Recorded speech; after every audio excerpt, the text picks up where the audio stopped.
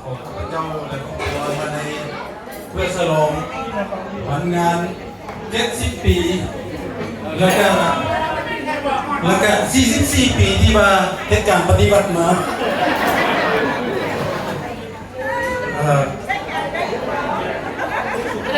เพราะใส่บุหรี่แล้วเดี๋ยวนี้ตั้งแต่มาฮอดเมืองฝรั่งข้าพเจ้ากับมาผู้เดียวเนาะมีครอบครัวเราสกุลอยู่ตรงนั้นน่ะเอาเราสกุลยกกันตรงนี้ที่ว่าถ้าเอาข้าพเจ้าเป็นอ้ายเป็นน้องพระเจ้าไอ้การเพื่อนก็อยากให้เขาอยู่ใกล้เพื่อนอาสาทำโอ้ยมีก็ได้เรากับผู้มีอย่างมีแต่ว่าผู้ขับแพ้จะให้ทุกท่านได้มาพ่อกันเด้โมเมนต์ว่างานอันนี้แทรกในคนเดียวได้ไหมเด้อสำหรับให้ทุกพ่อได้พ่อกันเนาะได้พบพ่อกันได้หลายคนกับมาได้ไก่ก็มีข้าพเจ้าได้ส่งพี่ยนต์2 คนไปเมืองลาวไว้เมืองมาเนี่ยนายกกับรัตนาเข้าใจหลายเนาะ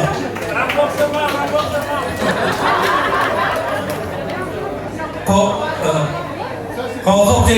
อีกนะสำหรับมาดามข่อยที่ว่า44 ปีอยู่เคียงข้างข่อยมาตลอดช่วง10 เดือนที่เราไปอยู่ตรงลาวให้พวกไปน้ำ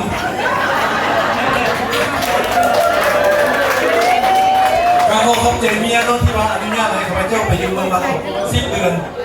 แต่ว่าทุกมื้อก็โทรไปแต่ว่ามื้อไหนเจ้าสิมาป้าข่อยเดี๋ยวเราไป10 เดือนวันนี้เพิ่งว่าสิไป2 ปีวะเนี่ยยังบ่ได้วีซ่าเถื่อกระซิวยังอีกเนาะเป็นไงบ้างผมฝากก็มาเพลงก็ทุกคนเนาะเป็นไรครับพี่น้องชาวลาวเขาขอให้มาเพลงกันเมืองที่ว่าเขาได้ทำกันมาตลอดไป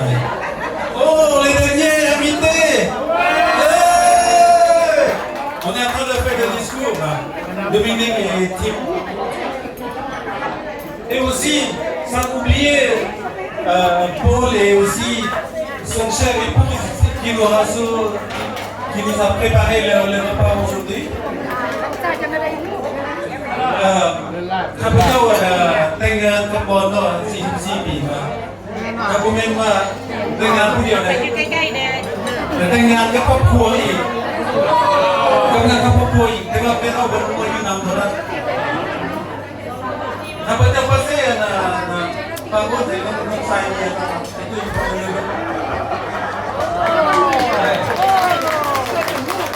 สบายใจเดิมค่อยสังเกตเบิ่งว่าผู้ชายผู้เล่นน่ะก็คือว่าเอาใจเมียถ้ากินข้าวกับให้เมียกินก่อนก็เป็นอย่างว่าผู้ชายมาเมียมันก็บอกแม่ก็บอกเพราะแม่เลยเป็นอย่างจังสันเพราะว่าผู้ชายป้อนเมียถ้าเอาแค่วนเมียไม่กินข้าวผู้เฒ่าเนี่ยเขาใจละลายทุกคนที่มาเมื่อทุกคน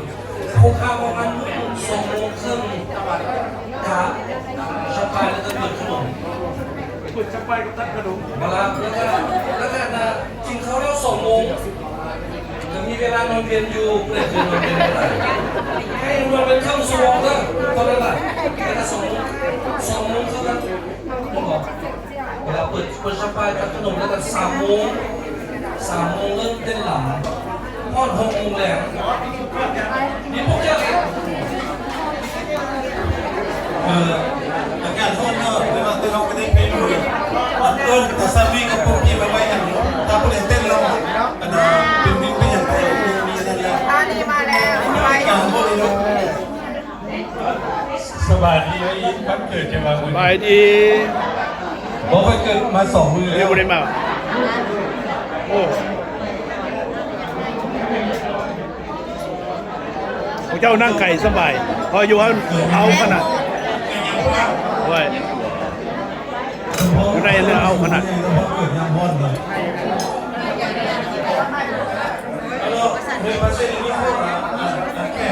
โอ้จืดกันเนี่ยจืดได้หรือเปล่าโดนเลยเว้ยกันเนาะ ยังคือเก่าฮะ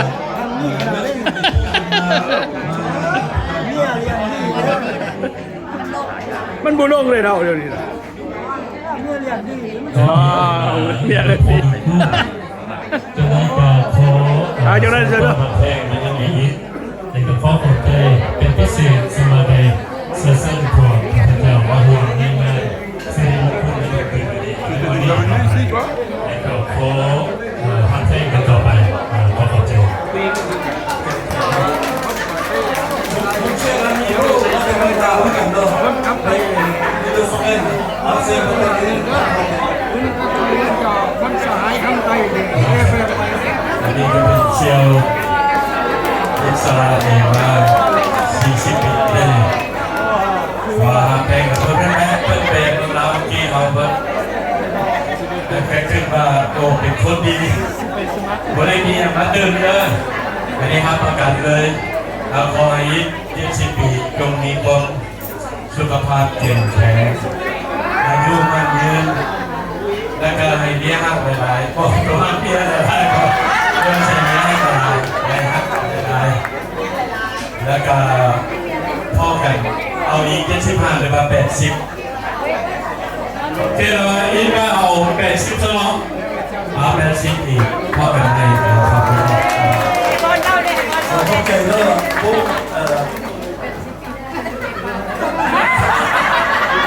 20 ปีนะเขาเป็นไปได้แค่พอเกิดบ้างเลยพอเข้าใจเอโร่เนาะที่ว่าเป็นกลุ่มโมเดล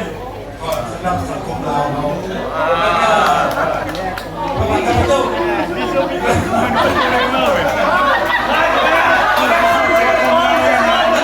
โมเดลเดอร์แปลว่าข้าพเจ้ามีภรรยาเนาะแต่ว่าในโบนี่มันมีภรรยาเป็นเจ้าชีวิตเอาอะไรมาเดซน์มาเลย สบายดีไม่ได้แซ่บตัว แม่ นี่แซ่บอีกเกิดได้2 มื้อเลยเด้ออย่าเอาต่อสัก ถ้าเสร็จน้องติมมี่น้องติมมี่มาตะนอนดูถ้าเสร็จมันมาในคลินิกให้จันเป็นผู้เล่าไก่ส้มจัน ขอบใจขอสรรเสริญแต่ความกำกัน10 ปีวันครั้งที่วันเกิดเนาะในยุคนี้มีสุขมีความสุขความเพียรและมุ่งพัฒนาตลอดไปขอขอบใจในเราที่ให้โอกาสได้มาขอสุขดีเกิดแล้ว เราไม่ที่ประเทศมานะเราเป็นความโลภนะเป็นเก้าของประเทศไทยทุกอย่างเลยประเทศเนี่ยก็ยังมีก็จำกัดเลยเสร็จต้องการเพียงไม่กี่คนเนาะ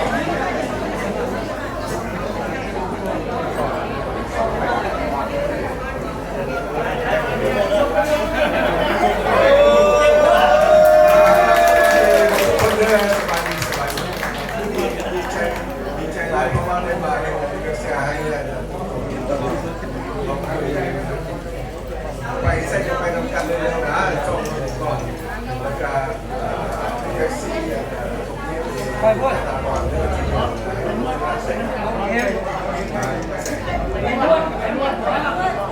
ลูกแคมกันเองที่ก่อนเอาเสร็จแล้วเอามาเสียไป